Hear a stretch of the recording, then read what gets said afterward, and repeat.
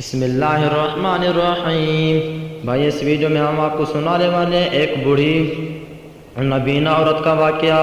مدینہ کے قریب جانب ایک چھوٹا سا گھر تھا جس میں ایک نبینا بوڑھی عورت رہتی تھی، جس کے پاس ایک ڈول، ایک بکری اور کھجور کی پتوں سے بنی چٹائی کے سو دنیا کا کچھ سامان نہیں تھا۔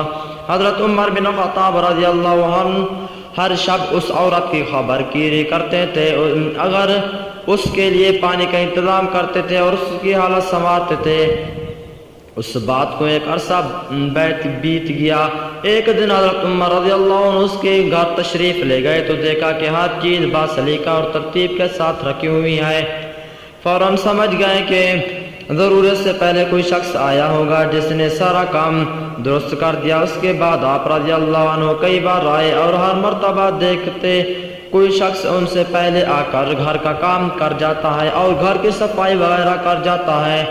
ایک دن حضرت عمر رضی اللہ عنہ یہ معلوم کرنے کے لیے آخر کون ہے ان سے پہلے آ کر سارے کام کر جاتا ہے، گھر کے قریب کسی کونے میں چھپ گئے اور اچانک ایک آدمی کو گھر کے قریب آتے دیکھا۔ اس نے دروازہ کھٹکھٹایا، پھر اندازہ چلا گیا وہ ابو بکر صدیق رضی اللہ عنہ تھے جو ان دنوں میں مسلمانوں کے خلیفہ تھے۔ حضرت عمر رضی اللہ عنہ اس پوشیدہ جگہ سے باہر آئے۔ آپ رضی اللہ عنہ کے لیے حقیقت امر واضح ہو گئی کہ اپنے آپ سے اظہار تعجب کرتے ہوئے کہنے لگے، ابو بکر خدا کی قسم تم ہی ہو سکتے ہو، خدا کی قسم تم ہی ہو سکتے ہو۔